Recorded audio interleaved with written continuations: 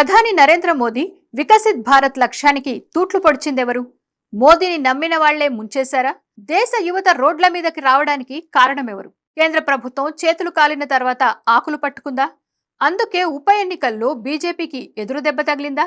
ఓసారి ఈ స్టోరీలో చూద్దాం. భారతదేశ చరిత్రలోనే ముందెన్నడూ లేని విధంగా దేశ రాజధాని ఢిల్లీ విద్యార్థి ఉద్యమంతో దద్దరిల్లిపోయింది. మా జీవితాలతో ఆడుకోవద్దు అంటూ జంతర్ మంతర్ సాక్షిగా యువత గర్జించింది. చివరకు కేంద్ర ప్రభుత్వానికి తలవంచక తప్పలేదు. ప్రధాని నరేంద్ర మోదీకి నమ్మిన బంటు లాంటి ధర్మేంద్ర ప్రధాన్ కేంద్ర విద్యాశాఖ మంత్రి పదవికి రాజీనామా చేశారు. యువత ఉద్యమ ఫలితంగా ఏకంగా పార్లమెంట్ వేదికగా చట్టంలో కఠినమైన మార్పునే తీసుకొచ్చింది. అయితే నీట్ లీకేజీ కారణంగా జరిగిన కాక్రోచ్ జనతా పార్టీ నిరసనలు, ప్రముఖ విద్యావేత్త సోనం వాంగ్చుక్ 26 రోజుల నిరాహార దీక్ష ఈ ఉద్యమాన్ని తారాస్థాయికి తీసుకెళ్లడంలో కీలకంగా మారాయి. పరీక్షలను పారదర్శకంగా నిర్వహించాల్సిన నేషనల్ టెస్టింగ్ ఏజెన్సీ పూర్తిగా వైఫల్యం చెందడం వల్లే యువత రోడ్లపైకి రావాల్సి వచ్చింది. పేపర్ లీక్ మాఫియా చేతుల్లో విద్యార్థుల భవిష్యత్తు బలైపోతుంటే ప్రభుత్వం మొదట అలసత్వం ప్రదర్శించింది. విద్యాశాఖ మంత్రిగా బాధ్యతలు చేస్తున్న ధర్మేంద్ర ప్రధాన్ వేగంగా స్పందించి చర్యలు తీసుకుంటే పరిస్థితి ఇంత దూరం వచ్చేది కాదు.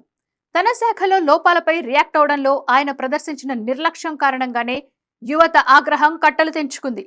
చివరకు జూలై 25న ధర్మేంద్ర ప్రధాన్ తన మంత్రి పదవికి రాజీనామా చేయాల్సి వచ్చింది.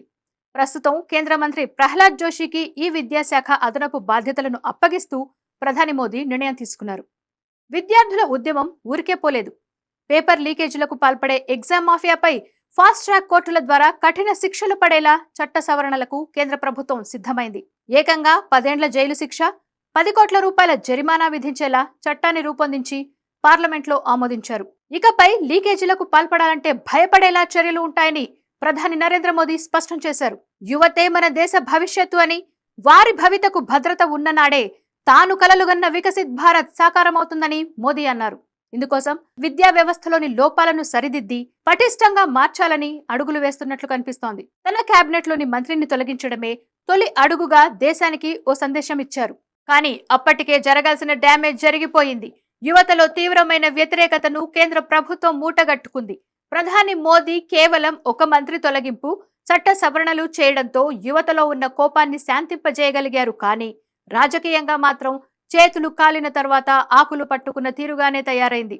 దీనికి బెస్ట్ ఎగ్జాంపుల్ గా నిలిచింది జూలై 30న జరిగిన ఉప ఎన్నికల ఫలితాలు.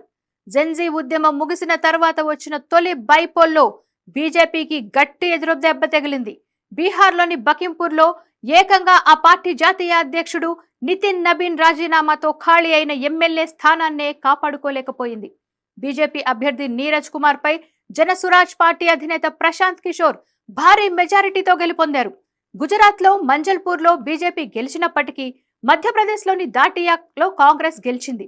నీట్ లీకేజీపై యువత ఉద్యమంతో ఢిల్లీ పోలీసులు వ్యవహరించిన తీరుపై ఓటర్లలో నెలకొన్న ఆగ్రహానికి ప్రతిఫలంగా ఈ ఎన్నికల తీరును చూడాలని రాజకీయ విశ్లేషకులు అభిప్రాయపడుతున్నారు. మరి ఈ అంశంపై మీ అభిప్రాయం ఏంటి?